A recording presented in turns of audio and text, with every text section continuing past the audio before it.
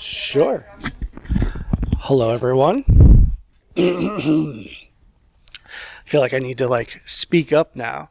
So, welcome to Staying Safe When Exploring the Unknown, and exploration of trauma and safety tools in tabletop RPGs. I am Timothy Grant. I am a game designer, and I also own Gaming Approaches Towards Education in New Jersey as a therapeutic practice where we use tabletop RPGs and board games and other fandoms as well.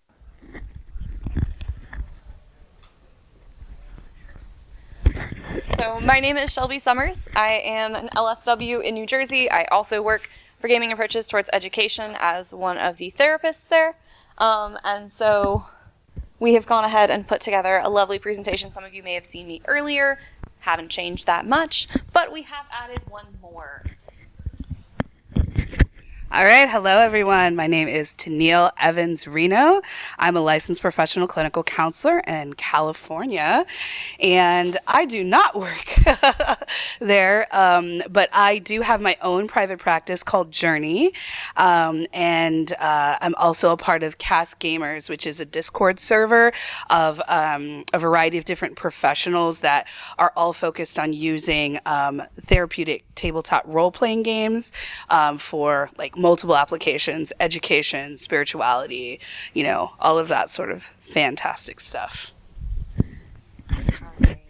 So, of course, today with our topic and everything, we are going to be talking a little bit about trauma and tabletop role-playing. And so I do always like to just give the, kind of warning preface. If there is ever anything that is uncomfortable or anything that you do not want to go ahead and listen to or take part in, please feel free, get up, step out, take space, whatever you need. None of our feelings will be hurt. Obviously, open door policy. So obviously with talking about safety and things like that, we want to go ahead and make sure that we are practicing it as well, because sometimes that is the really, really tough part. So going ahead, and while we do not expect to be giving any graphic, super crazy stories, things can look really different for everybody. So again, if at any point there's any kind of discomfort or any difficult topics like that, please feel free to step out. You will not hurt any of our feelings. Okay.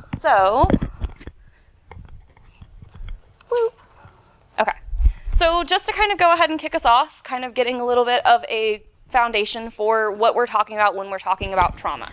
So of course, you've got 4 different categories, 3.5, since complex is there, but you've got acute with things being short, time limited. You have historic and chronic. Chronic being something over multiple periods or multiple occurrences, things like that, something that has been ongoing. And then, of course, historic, which is often more generational, something that is going ahead, carrying on along. We often think of this, like things that are going ahead and impacting much further down the line, not just a single individual impacted. And finally, complex, right? So complex is kind of the interaction of a lot of these. So having multiple acute traumas or having those chronic traumas can all kind of come together to go ahead and lead to more complex trauma. So the reason we're talking about this here today is being able to kind of find how we can go ahead and use trauma-informed practices. So not just looking at what trauma is, but also how do we approach it, right? How do we reconceptualize what is considered a trauma? Most of the time, thinking about trauma is kind of just your basic, did you lose life, did you lose a limb, that kind of stuff. We don't always think about the other things that can be trauma, the other situations where perception really is reality. And so depending on the situation and the circumstance, even if from my perspective there was no threat to life or limb, a child may not know that. A child may not have the same insight, same awareness, or for other individuals, especially experiencing things like abuse, there's emotional abuse that often goes unnoticed, unreported, because people don't realize that that's traumatic. They don't realize that that has the impact that it does, because for the abuser, it's just another day. It's not anything crazy, or things can be worse. So just to kind of start here, kind of looking at what trauma is, do you have anything you wanted to? Yeah, I'll just say that historically PTSD, that's the post-traumatic stress disorder is the diagnosis. That can occur sometimes when people have trauma. Everybody kind of reacts to it differently. But when people thought of PTSD, it was all about military, right? They're in the military, they came out, like, of course there's going to be trauma. But there's lots of trauma in other places. Like, there are even things that we may not think about, like maybe a divorce happens in the family, right? And the parents don't think that it's a traumatic effect, but it could be pretty traumatic for the child, who suddenly mom and dad are not together anymore. And suddenly now I have to go to two different places. And what? Dad now has a new girlfriend. And now he's getting married, and I've never met this woman, and now she's living in my house. So that can be very traumatic, because that can change your whole perspective of things. And you might have an idea of what your safety is, and then that safety changes, right? Which can be pretty traumatic. So on that same kind of mindset, moving forward to the impact, right? So click it. There you go. So we've gone ahead and found that trauma can affect the brain, right? That fundamentally, especially when it happens in early childhood, developmentally, it can impact how our brain goes ahead and develops and functions. So just looking here at just 3 sections of the brain. So our hippocampus, where, differentiating between past and present and memory can be really spotty. You have a lot of individuals who may either repress memories, or they may just have difficulty remembering things. When we're under high stress, high anxiety, it is harder for our brains to categorize things the way that it normally would. And so it's a lot harder to go ahead. And you have some people who are like, I can't remember a thing that happened during childhood and stuff like that. So it can be really difficult to go ahead and have reliable memory. You have the amygdala that's wired for survival. And so, it's hard to be rational. It's hard to be logical. It is that feeling, that fight, flight, freeze, that sensation of just, I'm in danger and I need to go ahead and be safe. And so a lot of times when that is, hyperactive and everything, how do I sit here and take a test when my body feels on fire, right? I need to flee from this situation. I need to run. How do I go ahead and have a healthy, balanced breakfast when my stomach is like, no, you're not safe. You shouldn't be eating right now, right? If anyone plays Minecraft, you can't go to sleep when there are creepers nearby because you're in danger. It's not safe. So how can you have a normal, regulated body when your body is screaming that it's not okay and you're not safe, even if the danger isn't there anymore? And of course, the prefrontal cortex, so our rational thinking, our decision making, right? Our ability to go ahead and move through problem solving and things like that. All of this can go ahead and be impacted when we have that. And there are biological, reducing it in volume, those types of things. So over time, our ideas of what trauma have changed, right? As Tinelle alluded to, it is not just thinking about people coming back from combat. COVID was traumatic. Everyone went through it. Everyone had an experience, whether people lost anyone or not. There's a lot of stuff that we all carried with that. And so looking at major things like that, I know one of the examples I have here is if a child is sick and goes to the hospital, right? They may be going for a cold or flu. They don't know what happens. They just know that when people go to the hospital, they don't always come back. And so for a child who doesn't have the insight, the awareness, the lived experience of knowing what happens, that can be traumatic. A divorce can be traumatic. Grief can be traumatic. Changing schools can be traumatic, right? There can be a lot of things, and the big focus that has been the shift is on the individual, because perception is reality, right? Me saying that's not a trauma, you were fine, you were never in danger, doesn't change the fact that that's the lived experience. That is now how it has been coded in their body, because for that split second, that was danger. That was a threat of life, limb, loss, right? That is all stuff that our body goes ahead and codes, so that now it doesn't matter whether you tell me it's not a trauma. It doesn't matter whether you minimize it. That is how I feel, and that is what I'm having to deal with. And it can be a lot harder to kind of move through those things. Is there anything you wanted to add?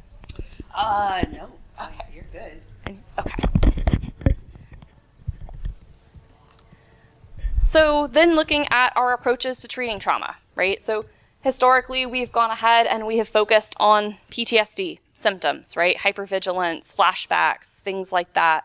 we haven't always gone ahead and focused on the other aspects, like high anxiety, right? Social anxiety can be a trauma response. There can be increased bullying and things like that can be a traumatic experience. Someone who has gone ahead and experienced suicidal ideations can be a traumatic experience. Going ahead and looking at the ways we have found evidence-based practices to try and address this. We have worked to go ahead and find things that prevent as well as things that go ahead and treat after the fact. So being able to first take into account that individuals can have trauma and it looks very different, especially because culturally trauma looks different. Something that may be traumatic to me may not be experienced that way for someone else from a different culture, right? So being able to keep in mind the way that that is internalized by the individual rather than our own perceptions and our own sort of perspectives there. So focusing on processing through reliving and reducing has usually been the big way that we did it, rather than going ahead and focusing on other ways to kind of help reduce that without reliving the experiences. So when we're looking at trauma-informed approaches, really we're going ahead and looking at keeping things culturally sensitive, right? Being able to go ahead, follow the individual's lead, being able to be mindful of what trauma looks like for them. We're not minimizing things. We're going ahead and actually paying attention to what this experience has been for them. Being mindful of the language that we use, because sometimes language can be a really big barrier. If I am using language that is also re-traumatizing, that's not going to help them, right? If I am using language that they don't identify with, like being a victim. Not everyone who's experienced trauma feels like they're a victim, right?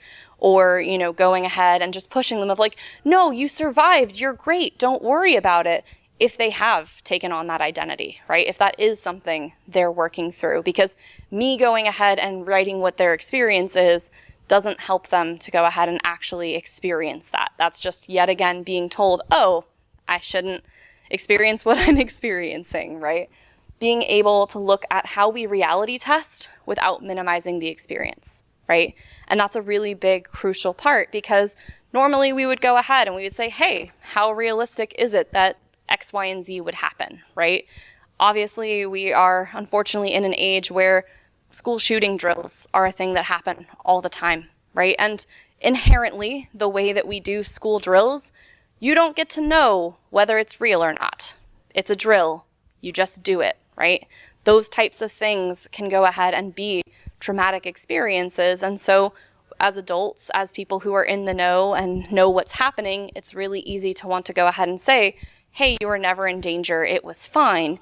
Instead, being able to focus on, what were the things that were going on? What were the things that were in your control? What were the things that weren't? How likely was this to happen from their experience rather than our own knowledge, our own sort of ideas? Also looking at resiliency and how we build that. Who are the community supports? How are we coping? How are the things that we can go ahead and enhance that resiliency? I know anyone who's familiar with like the ACEs and stuff like that, looking at adverse childhood experiences, the other half of that is resiliency, right? Even if you have a high number of ACEs where you've had a lot of adverse childhood experiences, another key thing to look at too is what were some important adults in your life who did support you? Or, how often were you able to go ahead and have coping and things like that for yourself? So that focus on resiliency, that ability to go ahead, use their strengths, help them to be able to kind of draw from that when they are experiencing things, when they are going ahead and having difficulties, and also being able to look at them as the expert, right? We can take all the classes on trauma we want. We can know all the things that the body and brain does. We can break all of that down. And sometimes that psychoeducation helps normalize things, right? Helps them know that they're not crazy, right? There's a reason this is happening. There is something that biologically their body is doing because of what's happened. But ultimately, they are still the expert, right? They know how often they're having flashbacks. They know what the anxiety is like. They know what that feeling is, even if they don't always have the language, right? It's really easy for me to walk in and say, oh, you have anxiety? What are your triggers? They have no idea, right? They just know that there are some times where it's a really intense fear or it's a really intense feeling, but not always where or why or what. So letting them be the expert of, okay, well, what were you doing before you felt that way? Walk me through what that looked like. Tell me what a day looks like. How often do you experience this, right? Being able to start parsing some of that together. Did you have anything you wanted to add? No, you're good. Okay. Tim? Oh. So, I'm a father of an 11-year-old, and my 11-year-old goes to school. And one day he came home and said, "Dad, I did a drill today." I'm like, "Oh, okay. What's this drill?" "Oh, we had to hide in like the closet where we put all our jackets." And I was like, "What?" I'm like, "What? Like, can you tell me a little more about like what you're doing?" And pretty much describing an active shooter training for little kids. Now, this wasn't traumatizing for him, but for me, I'm like, I live in a world now where my son is being trained what to do when something like this could happen, right? So for me, this was traumatic, right? So now I'm going through what is going on at the schools, and like, what do I have to think about now? Like, with all this, like, how do I explain this to my child? All this is now going through, and like, this is an example I have, like a personal example of like how trauma can exist through an experience like that, right? This is an experience that could be traumatic to a child, but it wasn't traumatic to my child, but it was traumatic for me because finding out my child is now doing this like active shooter training. Like, what do? We hide, we run, we do these things, right? It's a scary thing, and that's sometimes we have to think about how are the things affecting others around you as well, right?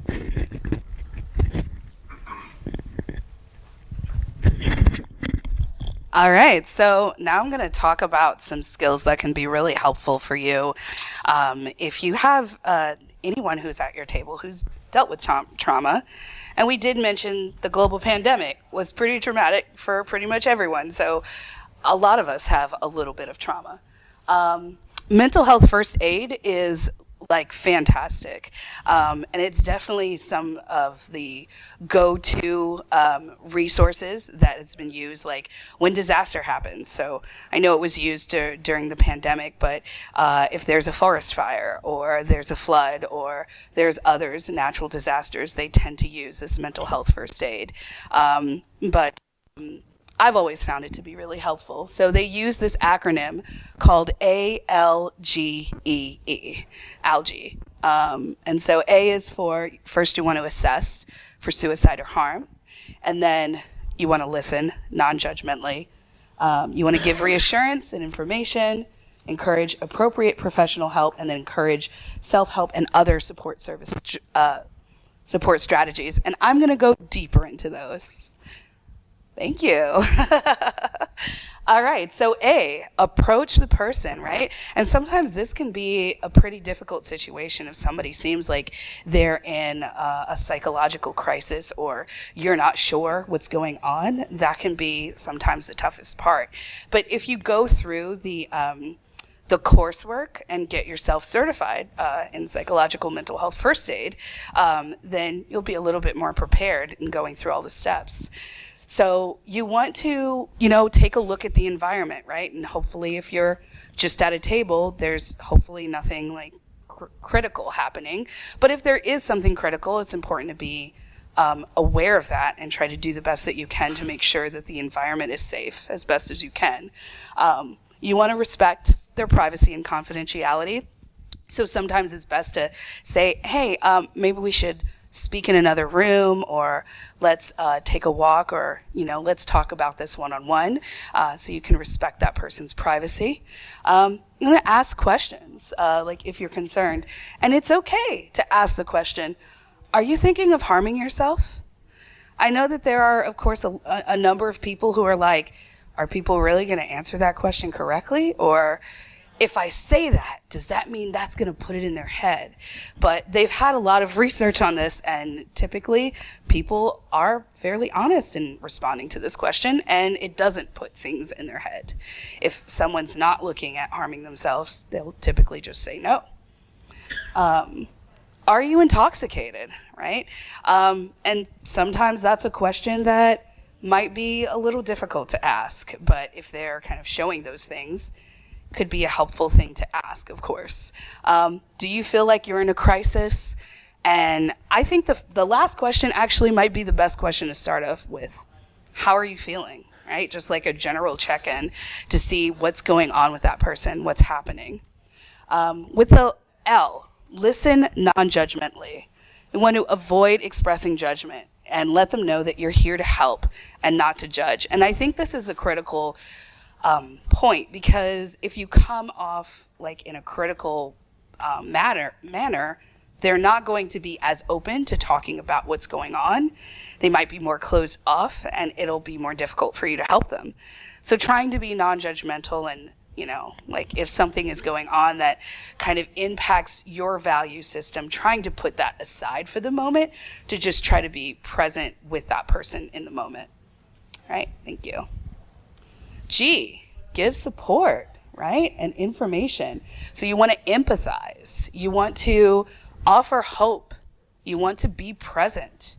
There was a time early in my career when I worked in an outpatient mental health clinic, and there were a number of crisis situations that were going on, and people would often go to me to de-escalate the situation because I just happened to have certain skills in that area.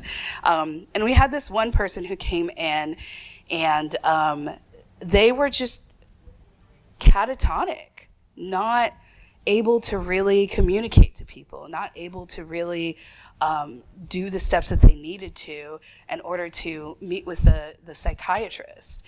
And their family member had brought them in, and they were like, I don't know what to do. I don't know what to do. And so I tried to talk to them. They didn't respond. And so I said, hey, why don't we just sit? Let's just sit. I'm just going to sit and be here with you. And we sat down in a chair, and I was just there, just present with them. And it didn't really change the way that they kind of were reacting, but I could tell that they were a little bit calmer. And after a while, they were able to communicate at least a little bit so that we could check in on them and give them the resources that they need. So sometimes the best thing that you can do is just be there. Don't underestimate your presence, because it can be huge. E, encourage. Encourage the person to get appropriate professional help. Let them know they can meet with an appropriate professional from their insurance company, such as medication therapy, support for members, support for vocation, educational goals. So much of this depends on what the situation is. What are they worried about? What are those problems that are at the top of their head? And so, there are a huge amount of resources. And if you don't know what those resources are, you can just Google search. And there's a lot of things that come up when you just do a Google search on resources for this or resources for that. And there's a lot of things online too. So if there may not be things in that area, sometimes things online can be helpful. And then the last E, encourage other supports. So encourage the use of self-help strategies and seek the support of family, friends, and others. So you can ask them, what is your support system like? What does that look like? Or maybe they need to grow their support system. What does that look like? So that they can hopefully be in a better place during the next session or the next time that you see them. They have other people that can give them that support. All right. And so if any of you, or I don't know if any of you have ever done the mental health first aid course, but they are available online and they are absolutely free. You guys can actually have these slides at the end if you'd like to click on these links. But yeah, you can take a course online. There are places that are, feel free to take a picture. Fantastic. There are other places where you can pay to take these courses too, but I mean, the free ones are pretty fantastic too. So that's all mental health first aid. All right, so now that we've done our super duper crash course in trauma and things like that, to get to the actual meat and potatoes of today, which is how does this apply to gaming, right? How does this apply to the spaces at the table? How does this apply to the work that we do when we're doing tabletop role-playing games? So to kick us off a little bit, we wanted to go ahead and talk about safety tools, right? So for some of us, all of us, none of us, safety tools may have been a conversation, right? So going ahead and looking at safety tools, the idea is to go ahead and be sort of a foundation, right? Sort of be what is okay, what is not okay, and how do we communicate when something isn't okay anymore, right? A lot of times when we have boundaries, we may not know them until it happens, and so we have to have some way to deal with that in that moment, right? At the top of this, I went ahead and I invited all of you that if there was anything uncomfortable, if there was anything that, brought any kind of discomfort, please get up, walk out, right? That is setting a safety tool, right? That is going ahead. And it's very easy for me to tell you to go ahead and do that. It's harder for you to do it, right? It's harder for individuals to go ahead and actually be like, yeah, they told me that I have these tools, but like, if I do that, am I going to ruin the fun?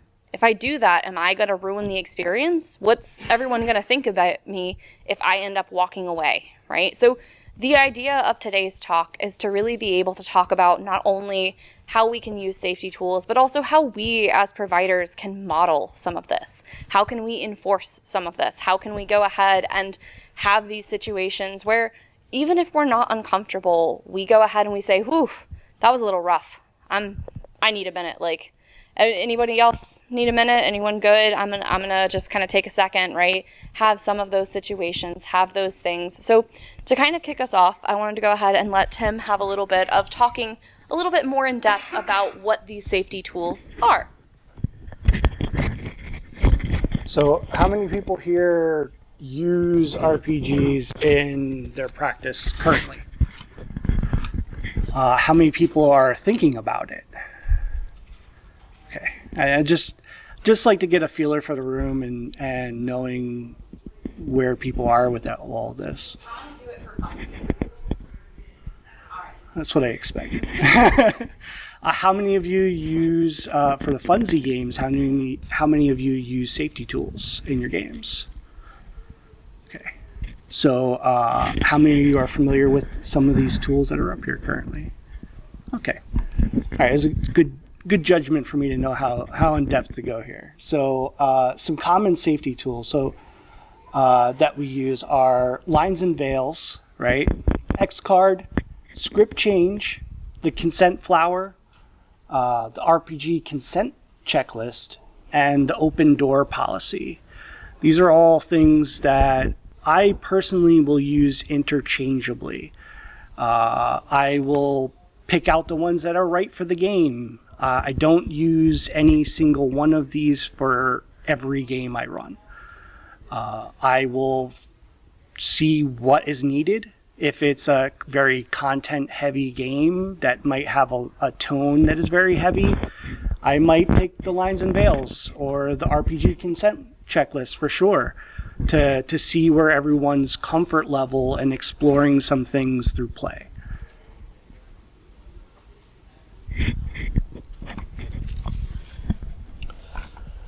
So a brief on some of these lines and veils. Lines and veils is a tool that allows players to flag content they don't want to appear in a game.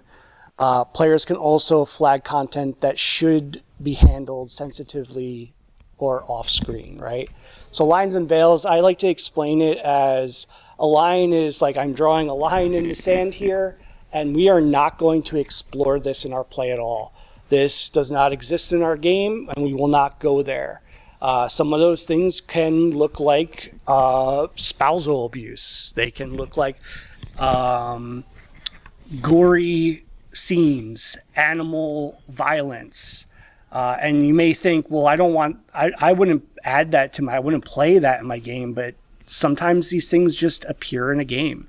Role-playing games are not inherently safe. We're going to be playing and we're going to be creating things together, and things might come up that you normally wouldn't think, oh, this doesn't bother me. So it should be safe for me to like go extreme with this gory scene and describe things in a way where someone else might feel uncomfortable with. So Coming to that, we have the X card. A card or sheet of paper with a large X on it. If someone feels uncomfortable, they can touch the card and the game master and the other players know that, okay, it's time to change the scene, right? So there's different ways to do this in LARP. Sometimes they'll have an X on them that they'll touch to let everyone know, hey, I'm not okay here. Like we need to cut away from this. Some people just put an X up just so everyone knows, hey, we're touching on something I do not like and we need to move away. Some people use the card on the table. I've very rarely ever seen the X card be used when it was on the table. There is a very strong social thing going on there where it's I have to reach for this instead of kind of touching something on you, right? To say, hey, I feel safe. I don't feel safe here.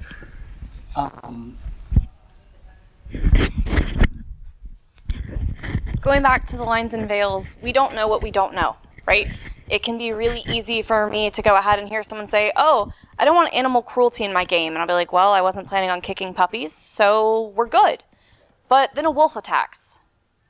That's animal cruelty, right? That may be what goes ahead and triggers something for somebody. Maybe this was just a slice of life story, but their cat got sick and died, and that may be something that triggers that for them. So ultimately, the idea here too, and this is a lot of kind of being able to do it in more comfortable ways, have one-on-one sessions. Session 0 doesn't only have to be one session, right? Session 0 where we establish the foundation, we establish our rules, we establish our norms, can be a longer process. So it may be room that if the individual is comfortable, can you tell me a little bit more about that, right? That can be in a one-on-one session. What does that look like to you, right? And maybe they won't have a full exhaustive list. They just kind of have a general idea, but being able to go ahead and have those conversations, being able to say, hey, I really appreciate you letting me know that, and I want to make sure that I can follow that. So help me to understand what that looks like for you, right? Help me to understand, because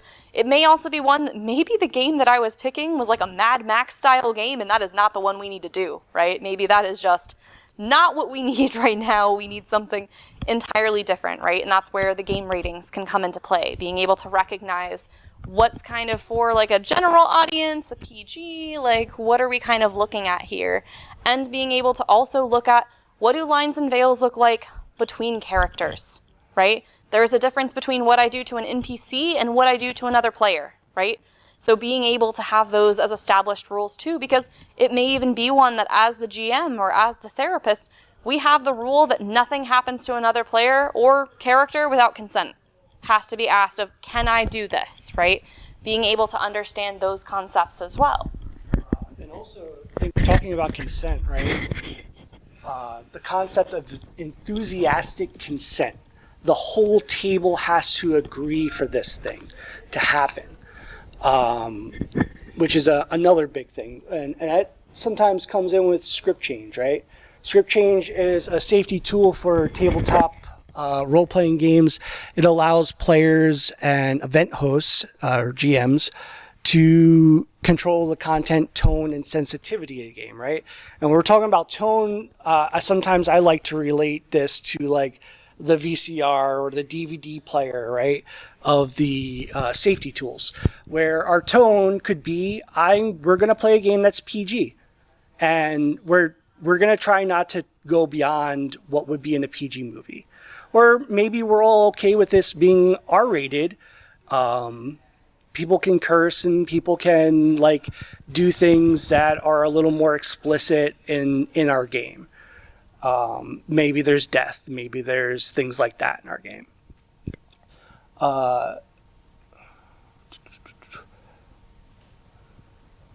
So talking about script change, one of the most powerful things about it is the ability to pause the scene, to check in, right? Maybe you're noticing someone isn't feeling comfortable with their body language at the table. Let's pause. Let's say, hey, let's check in.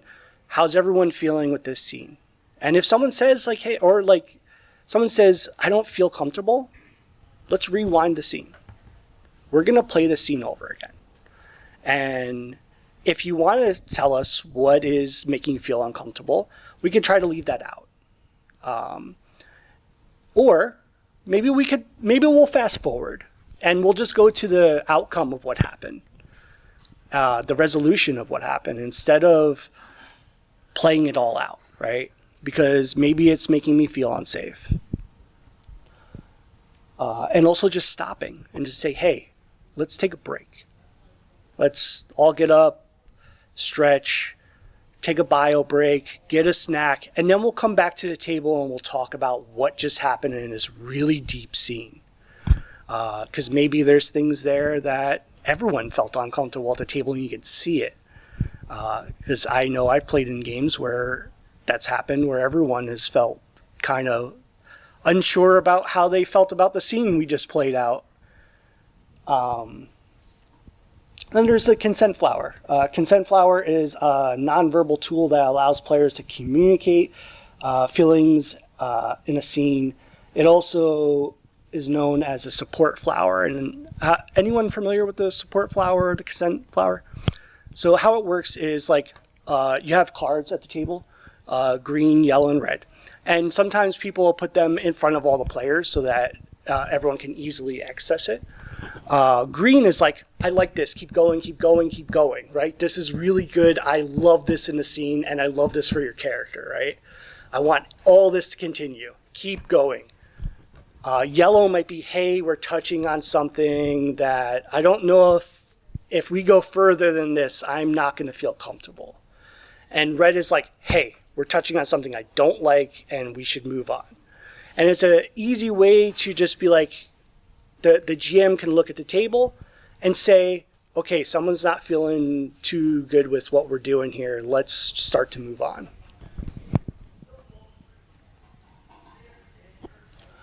The RPG consent checklist. So this was something started by Monty Cook Games. I absolutely love this, but I also love it because of the green parts here, right? We get to say what we really want to see in a game, right? We get to say, oh, I really want to have like those slice of life moments in this D&D campaign, or I want to have like little side things where we're just kind of like doing everyday stuff. Yellow is, again, stuff that like we might not feel okay with. We might want to ask first, right? We might want to say, hey, is everyone okay if I explore this with my character? Or if I do this in this scene, is this okay with everyone? Again, coming back to enthusiastic consent, right? Something that we want everyone to feel comfortable here, so let's do this. And red is like, we do not want this in our game, much like our lines and veils. We're going to avoid this. And this is a good way, especially to look at things like relationships in games, right? Having everyone consent to, I am okay with having a relationship with another player. I am okay with having a relationship with an NPC.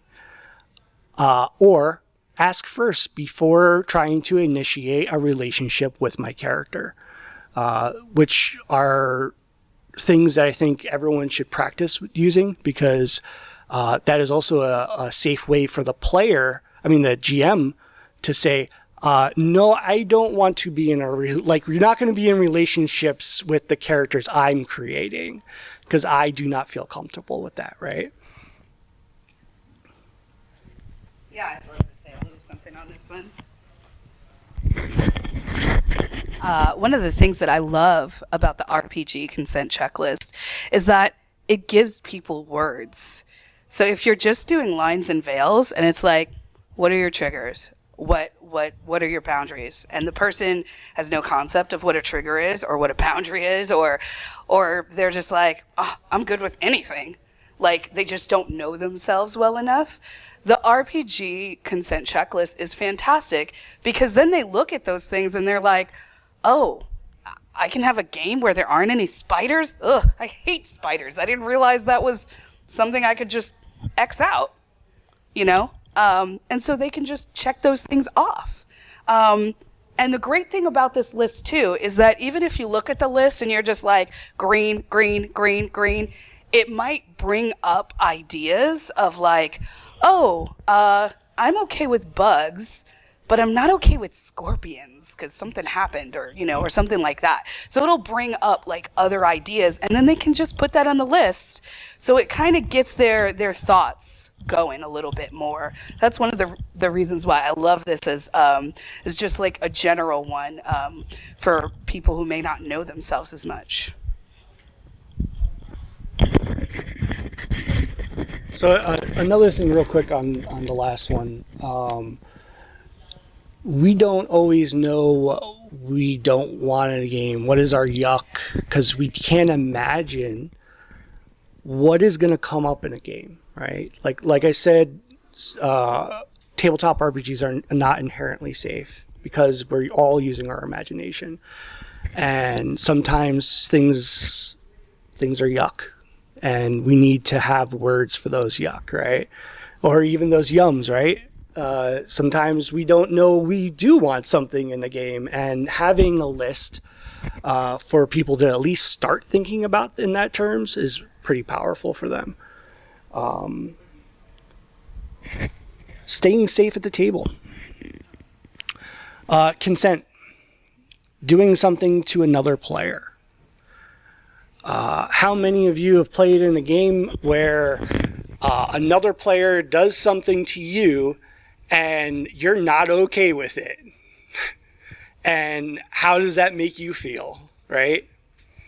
Can I throw something in here real quick? One of the things that we have, I mean, I'm sure most people in the room know about session 0. We're just setting up stuff.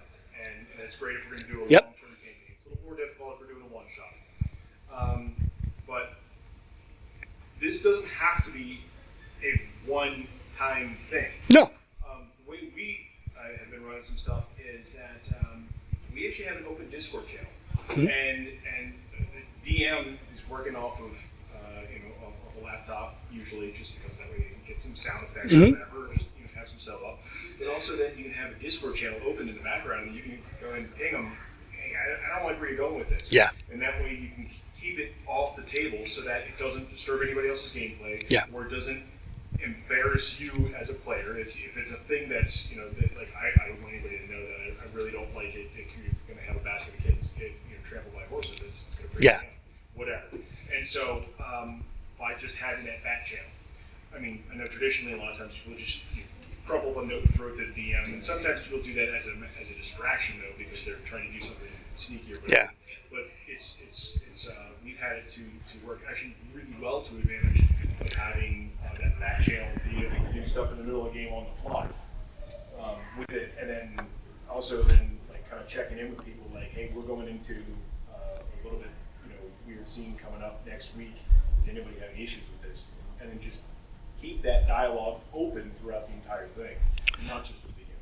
So you make a really good point. The distinction between online play and table play, right? So you're talking a lot about like online play, which over the last few years. Sorry, but this is in person. Oh, nice. Yeah. I usually don't use Discord with clients in sessions, mostly because of distractions and stuff like that. Yeah, but there is a very clear distinction here of like using tools like that, right? And having the option to be able to talk about things in a way where it's a little safer, right? Especially like in group work. Group work, we're with a group of people who don't know each other, and they probably are not ready to talk about their own traumas with each other. And yeah, maybe we'll get there, and maybe we can process together. But not everyone might be ready. Good. Also, I would add to consent, doing something to another player or defining something about their character potentially. Or something Yes. like that. Because one thing that I've noticed in a lot of the groups that I've been running is the lore of the world is often very communal. And sometimes there'll be, sometimes people take opportunities to say, oh, maybe your character does X, Y, Z, or like X, Y, Z happened to your character in the past or something like that. And like sometimes it is consensual. It's something where it's a good idea and the player of that character like runs with it and it's like yes, and then they keep cycling in that way. Yeah. And then there are other times when it kind of ends up being like a god modding of the person's character. It's like no, I don't want that to be part of my backstory. Please don't define that as part of my backstory. So like having that language of like don't god mod other people's characters or their backstories or like any, and also potentially like levels out. Like I've had sometimes like oh maybe your character's family member and it's like okay well that is an NPC so that's partially in the player's realm, partially in the DM's realm. Yeah. But either way we should make sure that we're all on the same page about what is happening in this world because it's ultimately a communal world that we're creating.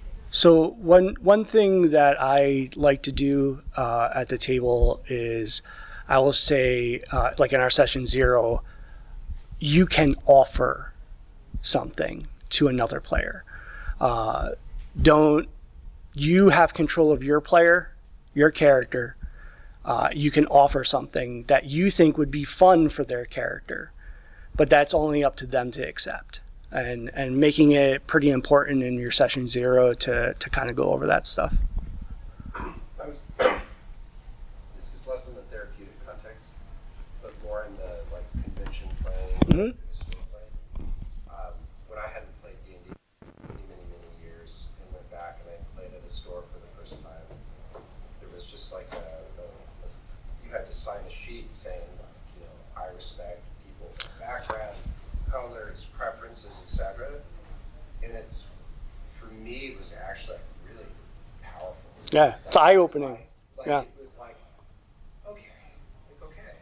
And what I liked about that, or what I like about that method, is that it's kind of a passive or a positive way to do the thing rather than sort of like people needing to, like setting positive goals. Yes. So also on like consent, right? And setting boundaries here is like when we're doing our lines and veils, for example, maybe everyone doesn't want to disclose their trauma in front of you and everyone else. Of course, like they're probably going to feel a little more comfortable with you as the therapist running to talk about some of that, but they may not be ready to do it in front of a bunch of other people, especially if they're people that they just met. One thing I'll like to do is collect the information, have them write it down, collect it all, and then I compile the list. So this way it feels a little safer, and you don't feel as much pressure to put yourself out there, right? When you're not ready to. Boundaries. Establishing clear boundaries. This is something really important. I see it come up in my tables often of people do not disclose their boundaries correctly. And my session 0s now are sometimes 4 sessions where we're going to go over safety a lot. We're going to go over world building and then go back to safety again, because I want to make it very clear to my table that my intention here is to make you feel safe so you can explore the things that you want to explore in therapy. So when we make clear boundaries, how do we handle that if someone breaks a boundary? What are our rules at the table? Because it's good and all to say we have these boundaries here, we can't cross them. What if someone keeps crossing the boundary? How do we handle that? And talking about that in your session 0, what are your rules at your table or in this therapeutic group of how are we going to handle this? Pivot and roll. Pause to check in. Check in a lot. See if everyone's okay after a scene. It may feel like things slow down, but it's important to make sure that everyone is comfortable at the table. Yeah, okay, cool.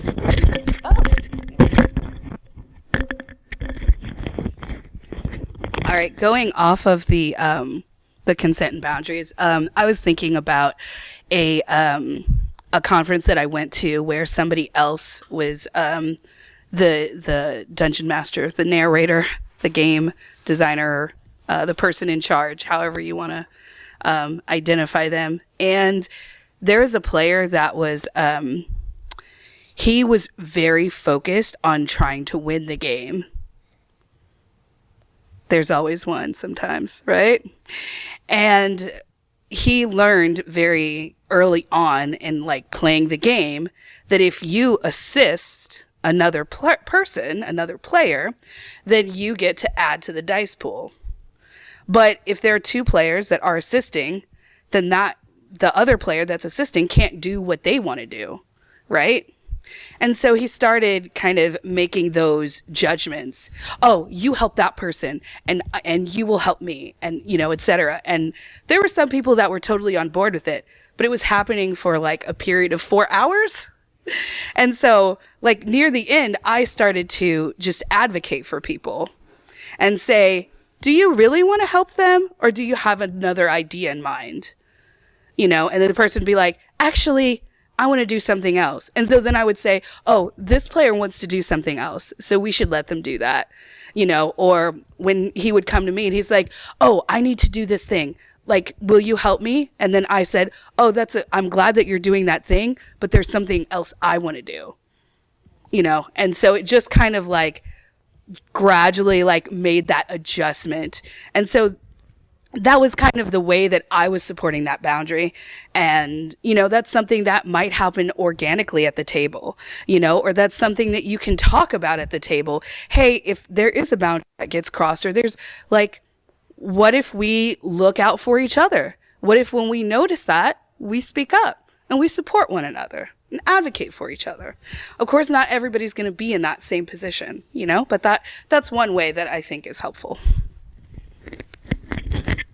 So to kind of expand on those ideas, one of the things that I wanted to bring up is that talking about boundaries with individuals is great, but also boundaries for ourselves, right? So being able to go ahead and also have the boundary for ourselves too, not just of what our limits are, because that is certainly an important part, but also to keep the focus on what is the purpose of why I'm doing this. It is really easy as storytellers to want to tell our story. It is really easy to want to go ahead and have a whole idea of how things are going, and this is how I'm going to teach it, and that doesn't always work. Right? Being able to go ahead and have these boundaries in place so that way we can go ahead and make sure that we're not having anything crazy to kind of, oh my God, this is going to get huge reactions. They're not going to know where this came from. That's not the purpose, right? It's not to go ahead and have the biggest wow factor ever. Even with our friends, even in our play, there's a time and place for everything, but not always here and not now, right? Being able to go ahead and look at things of, what is the difference between surprising them with a story beat, right? Maybe a character came back from a whole different campaign we did versus surprising them with something that could be traumatic, right? Being able to go ahead and look at the difference between having these conversations during our session zeros, because it's important for there to not be surprises of what happens when you break a boundary, right? From the get-go, this is not a gotcha moment, haha, got you out of the game, get out of here. This is meant to be a, hey, you do this and you're done, right? We can hold a vote, or we can go ahead and adjust. Maybe this boundary wasn't clear enough, right? We can have a 3 strikes rule. Whatever that looks like, whatever that is agreed upon as a group, as an important part to establish. So that way, not only does everyone know what the possible consequences are, everyone also knows that if they speak up, there is something that can happen, right? There is something that can be done. It's not just going to be like, hey, that was my boundary. That was really uncomfortable. But I'll keep playing, right? Because I want to be here, right? Being able to go ahead and have that. And then especially for us too, like whether we are going ahead and we are a part of the stories, or, being able to tell the stories. Sometimes it's like, man, I really wanted, like we were focusing on like peer relationships and I was going to do this whole thing, and it doesn't work out that way. So being able to pivot and roll, being able to go ahead and keep the focus on what is the individual's goals? What are they working on, right? What are we trying to do? And, being able to make sure that we're still keeping the focus there and not always slipping into like, oh, this is going to be really cool and I'm going to love this. Because sometimes there's a place for it.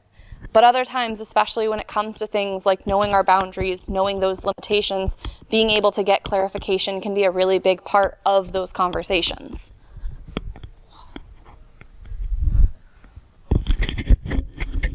Also talking about on the last panel of pivot and roll, processing things in a one-on-one session. If you're doing group work and you can offer one-on-one sessions, or if they have an individual therapist and they're just coming to you for group work, recommend that they process some of the stuff that they're going through in the games with their one-on-one, with their individual therapist. I think it's really important that we're still being able to process things, because we're still doing this with a purpose, right? We're not just playing for fun. We're doing this to explore things within ourselves. And I make one other point. One other thing about the pivot and roll was I was thinking there's a time when I was playing a D&D game and I noticed, there's one player and I think it was bothering the DM more than anybody else.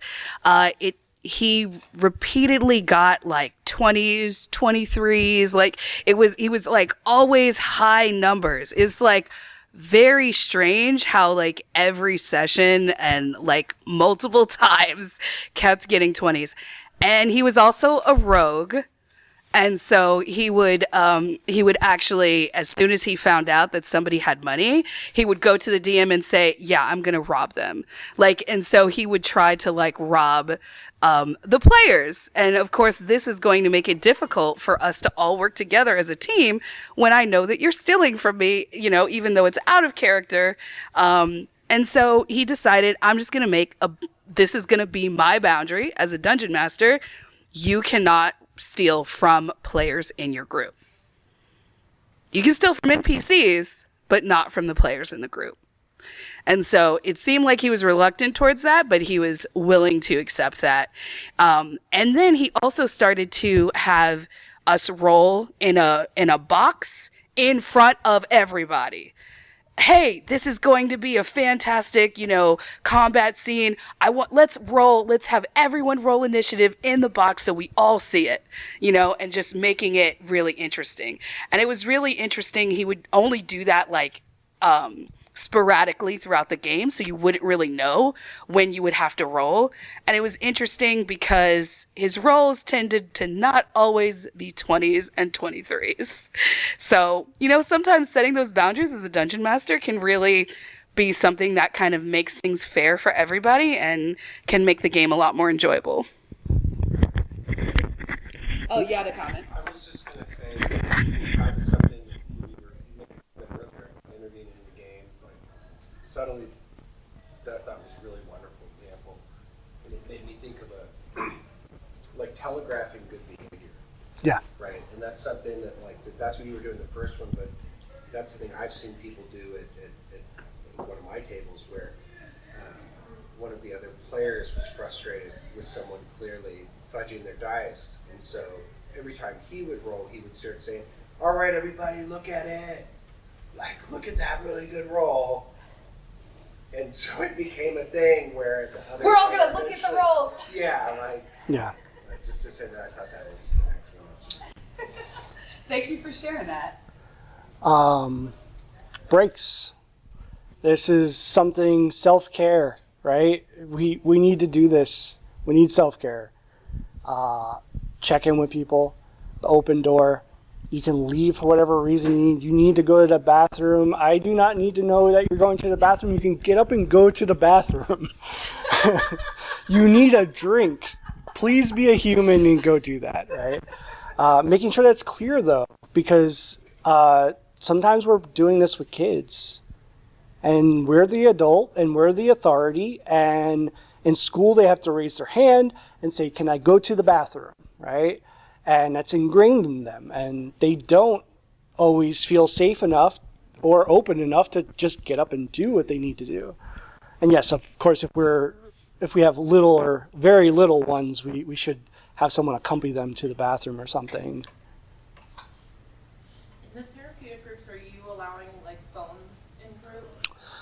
That is a situational thing. So I will allow it if it is not a distraction. If it's being used purposefully, yes.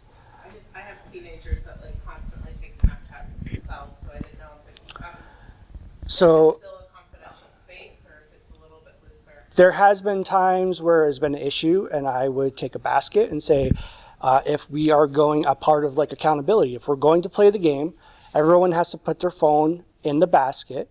If it rings and it's like an emergency and you really need to take it, you can step out and take the call or whatever. But usually when it's something like we're just taking pictures of each other and not paying attention to what's happening at the table, if that becomes a problem, I would get like a basket or something to say, hey, a part of the game, when we come through the door and sit at the table, when we go to initiate play, we all put our phones, and I'll even put my phone in the basket to initiate, hey, this is what we're going to do. This is the social contract that we're signing right now to play this game. We're going to do this. And that works okay for you because I mean, I've had trouble, yeah. But if I also see it as if the group members cannot do that, maybe they're not ready for group. maybe phones have to stay in pocket. Yeah, or maybe phones need to stay with mom or whoever is out waiting for them. The only other thing I wanted to ask about, and I don't know if you're about to get into this, is closure with groups. Are you guys going to talk about that? So I don't have a slide on here, but yes, a part of like our debrief, I always have a debrief. Something that we will do is we're done with the game. I always make sure there is an ending to our game. And when we're done, we're going to take a session or two and we're going to talk about everything that happened. Did we hit our therapeutic goals? Did we not? And why didn't we? Did we even attempt to? And was there boundaries there? Going through that whole process and talking about it in more depth is probably the most important part, I think, of doing this. That processing, right? Where we get to talk about the things. I didn't like this through the whole campaign because this kept happening. So now we have a conversation of, well, why don't we use our safety tools? You know, we have our safety tools here. Like, is there a reason that you felt unsafe to do that or uncomfortable to do that? And now we can look at our safety tools again and reassess, this tool may not work for us. Maybe we need to try a different one in the next group if you're continuing with services. And then the last part of that, I wonder, is like relationships with one another when group's over. So I'll be honest, I am okay if they want to be friends. That is not in my power to say no. According to HIPAA too, that is a consent thing, right? You have to give consent. So I worked in a hospital before, and in order, even if a friend of mine is in the hospital, I cannot go visit them if I am working, right? I have to have their written consent to say I can go do that. So making it an open thing in the door, open when you're in your session 0, saying if you want to be friends, if your parents are okay with it, even talking with the parents too, if there are parents involved, saying like, are you open to your child being friends with people in the therapeutic group outside of the group? Are they continuing gaming on their own at that point? Some of them, I had one that started DMing and uses a lot of the tools that we started to develop to do that now with others. So yes, there are a lot of times where we get to see like the continuation of gaming. Acceptance, creating and maneuvering around lines and veils and accepting feedback, right? So creatively moving around our lines and veils, how do we touch some of the things that can be very loose sometimes about like, what does this line mean to you? And how do I dance around this? And how do I encourage the players to do that as well? Because sometimes we forget about our lines and veils. Even if we check in every single time we start, someone might forget a thing. And that's okay, right? Because we can now say, hey, that's a line, and we can have that discussion, right? But they also have to accept that this is a line. And we need to make that very clear to everyone. Accepting feedback, don't think of it as a critical thing too. If they give you feedback that feels negative as a GM, and they feel that they were hurt by the GM somehow, that is a tool for you now going forward. You can know that this may be a way for you to change the way you're doing things. Don't look at it as yes, there's constructive criticism and there is just criticism, right? So that is also a thing that we have to look at and also discuss in our debrief, right? Can I tell an example on that? So actually, this presentation is very timely because I was in a role play group, a Star Trek role play group, where there were some major issues going on in the group, and people were being triggered. And they went to the DM and they said, hey, like, this is really bothering me. This is making me uncomfortable. And the GM just, seemed to be accepting, but then they would have another session and the same issue would keep happening. So the players as a group decided we need a safety tool. Let's do lines and veils. Let's do like an anonymous line and veils. And the GM was like, okay, if you guys want to do that, that's fine. So they put together a lines and veils. And one of the things that was on it was forest fires. And the GM kept asking questions like, what does this look like? Does this mean that we can't have this or we can't have that? And basically triggering them over and over and over, and just kept asking questions. And the group, the players, like they were really trying to get the GM to understand. And it seems like the GM was just kind of focused on perfection in a way and wanting to stay like 10 feet away from what the boundary was, or at least that was the information that I was given. And the end of it, the players decided they could no longer play because they didn't feel safe. They didn't feel like the GM accepted their lines and veils, and that they kept getting these questions that were, almost invalidating what they had put down. And it didn't seem like the GM was really good at accepting the feedback either.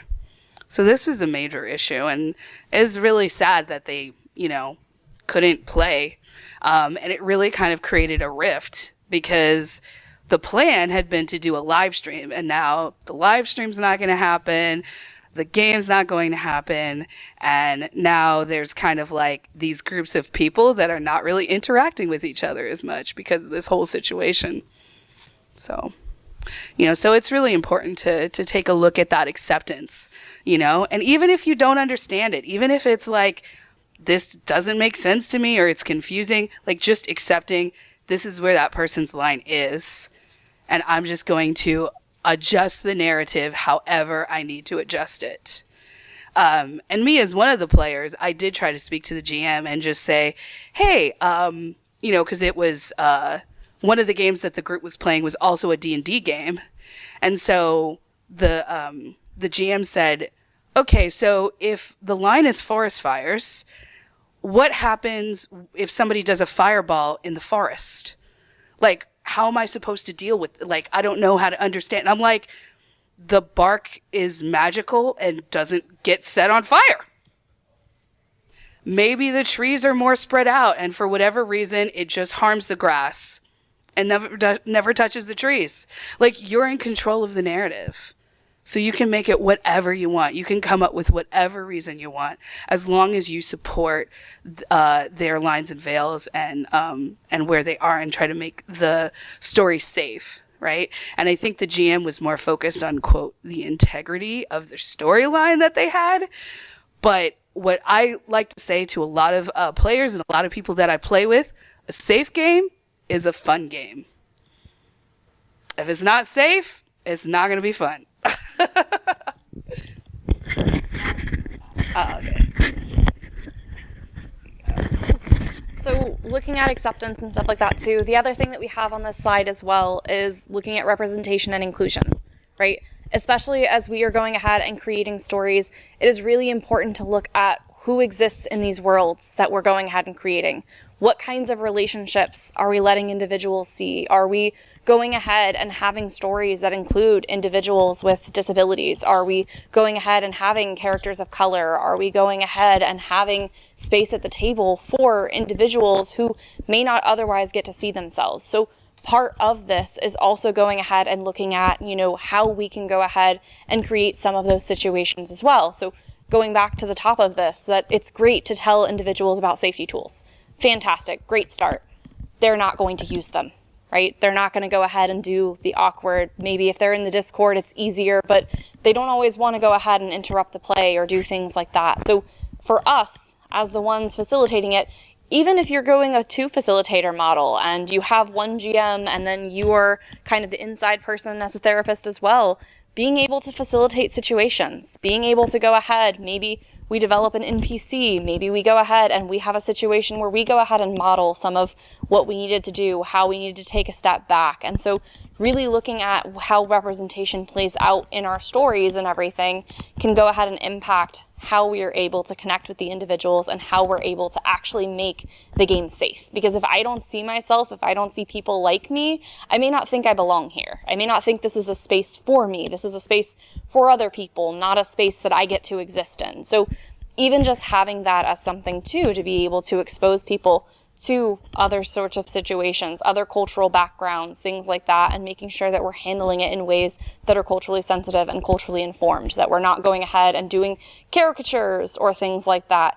People don't have to do accents. That is not a thing that has to happen. Like being able to also go ahead and look, you figure we are in an age where D&D and tabletop role-playing has become incredibly accessible through like podcasts, Critical Role, Dungeons and Daddies, all kinds of things like that. So being able to also highlight that it doesn't have to look like that. You don't have to come in costume. You can if you want to. Fantastic. Love it. But You may not be a professional voice actor. That's okay. I can't do any voice but this. So every character sounds like this. And that's okay, right? They can go ahead and be different things. So even just having that sort of stuff too, and being able to have that as something that people get to talk about, because sometimes part of our blinds and veils can also be offensive accents or offensive backgrounds, things like that. Those are worth having as a conversation, and especially if you're doing group work anyway, going back to the ideas of what Yalom talks about, right? We have the stages like storming, forming, norming, performing, right? All of those wonderful ing words. So part of the ground zero should be establishing what the rules of this group is, no matter the game, right? Being able to have all of that. You had one? Something that I noticed, like the first group, it's also sometimes very difficult to adjust for subconscious bias. You're also having a lot of mental energy and calculation being put into running a game. Because I noticed that whenever I was describing combatants, I would always revert to he, and I was like, wait a minute, that's not how this world is working, that's not how we want to represent things. But it was much harder for me to come up with just, like, because there wasn't much to the character beyond pronouns and numbers to track their health. It's a lot. Yeah. But like, I wanted to make sure that I was adjusting for that, and it was much more difficult to adjust to changing those pronouns in my new way when so much of my mental energy was taken up by everything else. So sometimes being very mindful about that and like really thinking through representation, especially in the moments where your brain wants to go faster, it wants to just think awesome. I will say it is okay to make a mistake. Sometimes we do, as long as we can acknowledge that we did it and make the correction, right?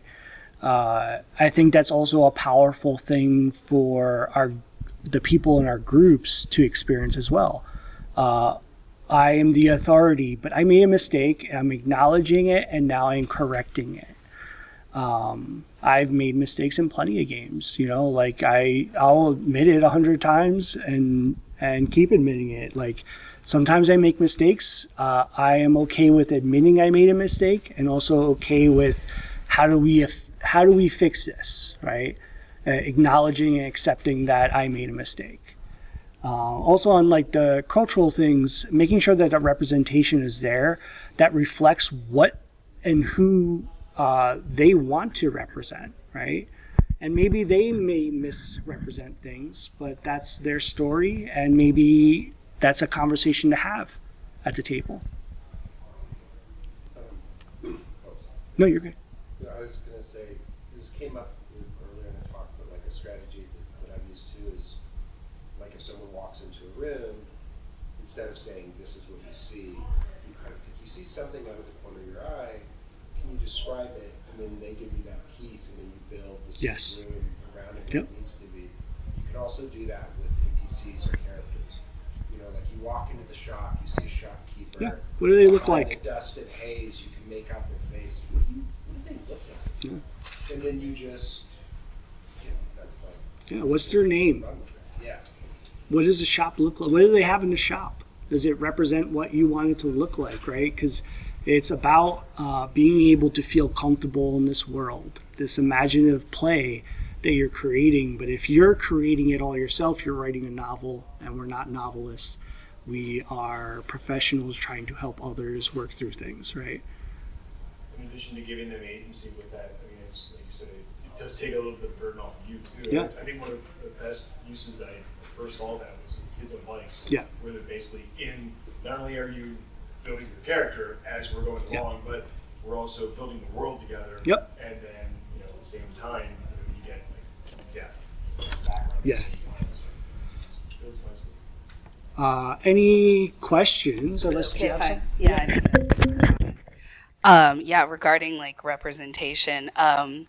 When I was first introduced to D&D, it didn't really seem like a game that was for me because I didn't really see people that looked like me in the game. And I was given a character sheet, and then they told me to pick out a miniature, and finding a female miniature was incredibly hard when I first started playing D&D, which was like probably over 20 years ago. And the women that were available were very, like, there was a lot.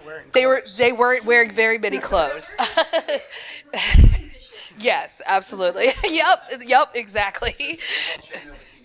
Yes, chainmail bikinis. Yeah. The chafing, that would have been awful. Yeah.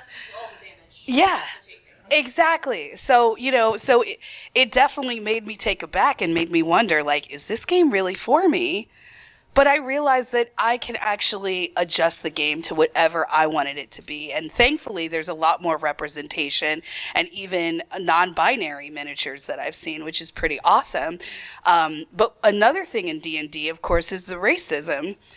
Drows have been considered fairly racist in that they're apparently, according to D&D, or at least how it was before, they're all evil. But whenever I play a drow, I'm good. And that is huge for me. And every time that I've played a drow, my DM has always supported me in being good and making my background whatever I want it to be, even if it doesn't fit the background history of what a drow is supposed to be in D&D. Are you playing 5e?